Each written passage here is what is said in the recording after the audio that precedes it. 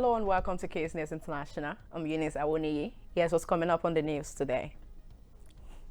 A 36-year-old man has been arrested on suspicion of murder after a 14-year-old boy was killed and 4 others injured. The attack happened at around 7 a.m. with a samurai sword in A-North in northeast London. A migrant whose asylum application was rejected by the United Kingdom has been sent to Rwanda 1 week after the law allowing illegal immigrants to be deported was approved. The man was paid £3,000 to depart. More context will be provided as we move forward. Police in New York raided Columbia University's campus on Tuesday night and arrested pro-Palestinian protesters, ending a week standoff at the university. Columbia said that the individuals who occupied the building were not afflicted with the university.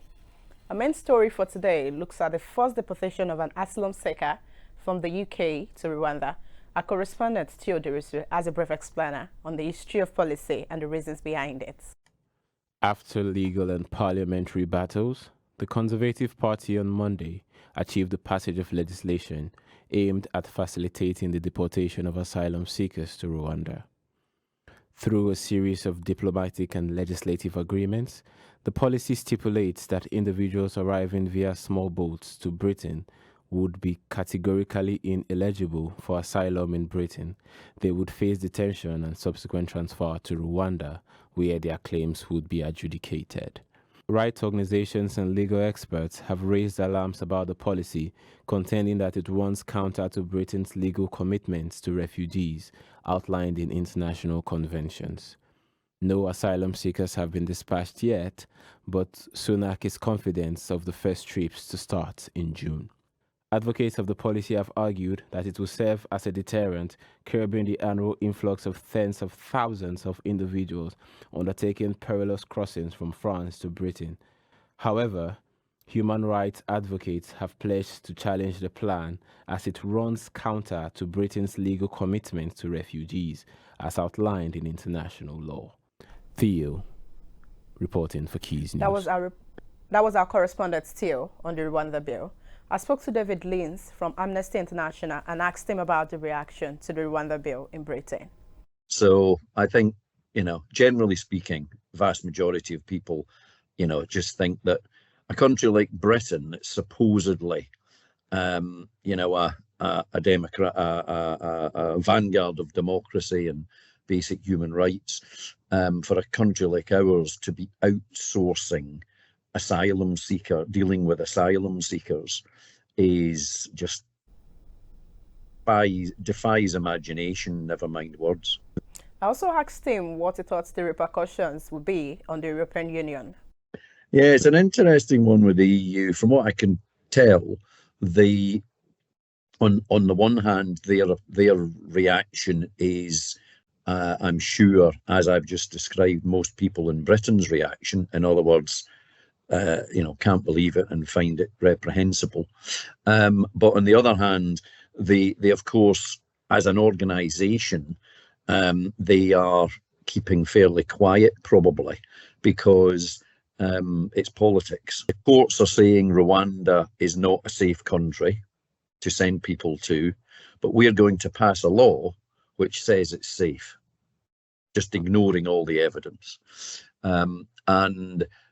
They've therefore pushed it through. And the sad thing is that the EU, any country in the world, any organisation in the world, can now use what the United Kingdom or Britain are doing as a reason to do something similar themselves.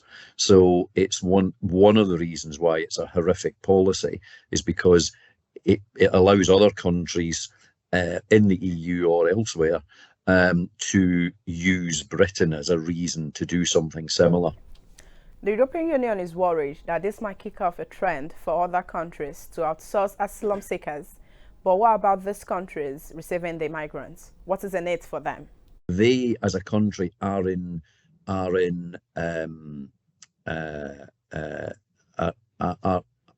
need of more people for their economy. But I think the main reason they are doing it is just money. The British government has given them, and it will be giving them, billions, not millions. This is billions and billions of pounds that is being given to that government, the Rwandan government, and that is a big thing for them financially and therefore economically. So sadly, I think it's nothing more or less than the filthy cash. It's not about looking after people. It's not about trying to do the best for these asylum seekers who Britain are threatening to send there. It's just about the filthy cash. We have just had more on the Rwanda bill from Dave Linson.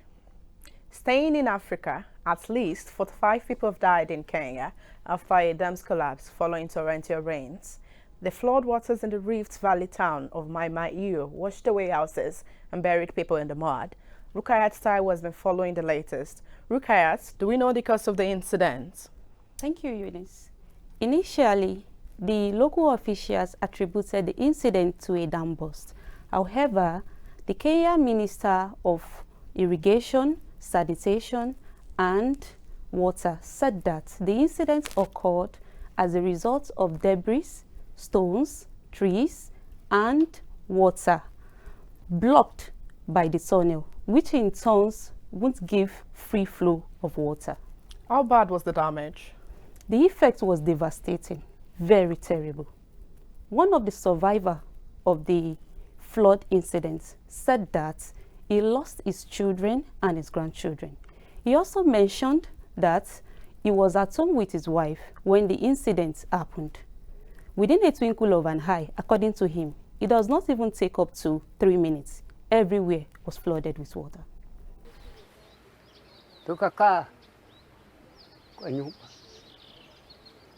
na bibi yangu na mtoto hiyo, tukaomba Mungu, kamwambia Mungu, ulisema hautamaliza tena watu na maji, tusaidie. Tukakaa tu tukiomba. Sasa maji imekuja mingi, imeanza kuingia nyumba mpaka tuko kwa nyumba nafika hapa, mengine napita. Sasa hatukujua kunafanyika nini. Hapo ni usiku. Asubuhi ndio nilikuja tukakuta. What has been the government's reaction to the incident? According to Kenya President William Ruto, he said that the national budget is enough to cater for all the responsibilities when it comes to emergencies arising from flood. He also added that food items were sent to the affected areas last week. Thank you, Rukayat, for that report. Quite insightful. 2 weeks into the elections in India, we are nowhere near knowing if Narendra Modi will become Prime Minister for the 3rd time in a row. It looks like we have to wait for another month to find out. Navjot Vink knows the ins and outs of this electoral system. India is going under the largest general election for 543 seats of Lok Sabha or lower house of parliament. The election started on 19th of April and going under its second phase. It is divided into total 7 phases. If Modi wins this time, he will become the second leader of India to win the elections 3rd time in a row after Jawaharlal Nehru. Even after the hate speech given against Muslims by Modi, there are high chances of his winnings. Here is a video of him talking in a campaign. When Congress was in power, they said Muslims have the first right to the nation's wealth. This means they'll collect people's wealth and distribute it to whom? To those who have more children. To the infiltrators. Do you think your hard-earned money should be given to infiltrators? Would you accept this? This is what the Congress manifesto is saying. In the current situation, the opposition parties are working in an alliance named INDIA, which stands for Indian National Developmental Inclusive Alliance. Rahul Gandhi, the leader of Indian National Congress, who is also a member of the alliance, said the following in a campaign. अगर हिंदुस्तान में match fixing का चुनाव BJP जीते और उसके बाद संविधान को उन्होंने बदला तो इस पूरे देश में आग लगने जा रही है। ये जो उनका 400 सीट का नारा है, ये बिना ईवीएम के, बिना मैच फिक्सिंग के, बिना सोशल मीडिया और प्रेस पर दबाव डालकर खरीदकर ये 180 पार नहीं होने जा रहा। The results will be announced on 4th of June, but the present scenario is in the favor of Modi. That was our India correspondent, Navjot Vik, with an in-depth report on the ongoing India elections. In the latest projection of Beijing and Washington's tense relationship, the United States have paved the way for the Americas Act. The Act's goal is to build on existing U.S. trade deals with Latin American countries and offer alternatives to Chinese investments.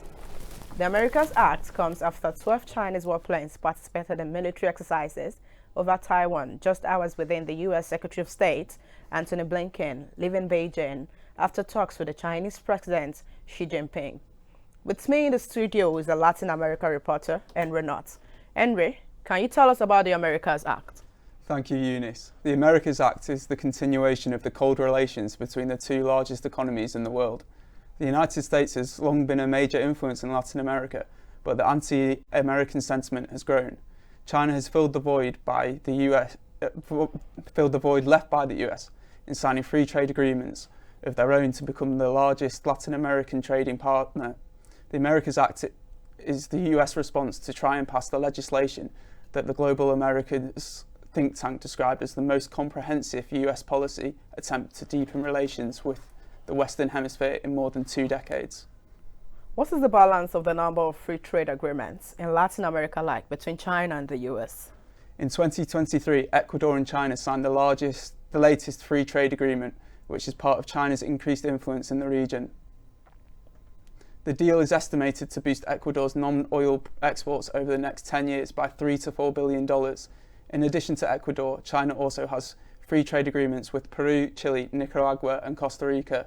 The United States, in contrast, has free trade agreements with 11 Latin American countries. When Senator Bill Cassidy spoke to CNBC, he said that the Americans Act is a chance to clamp down on corruption in Latin America, but the likelihood is that the Act is a response to China's threatening actions over the Strait of Taiwan and the tightening of Beijing's relationship with Moscow. So what does this mean for the future of the region? Back in 2019, John Bolton, Trump's national security advisor, drew a hard line in terms of relations with Latin American countries, suggesting a return to the 1823 Monroe Doctrine, which stated Latin America is in the US sphere of influence. With Trump likely to run close in this year's presidential election, how the Americas Act is received in Latin America and Beijing will be an important development for the future of the region. Thanks for the update, Henry. Cormac Murphy with the latest news from the world of sport. Thanks, Eunice. We're starting with the tennis. Rafael Nadal's comeback gathers pace as he reaches the Madrid Open 4th round. Nadal marked his comeback after a 5-month layoff after hip surgery and admitted that his level is more unpredictable than it used to be. Nadal won the game by straight sets after managing to recover from a double break and saved 2 set points before Cashin levelled the match in a tie-break. This is the first time since 2022 that the Spaniard, who has won a record 5 titles in Madrid, has reached the 4th round of an ATP Tour event, after having only appeared at 3 tournaments this year. Last night's Champions League semi-final saw Real Madrid travel to Bayern Munich in a 2-2 draw.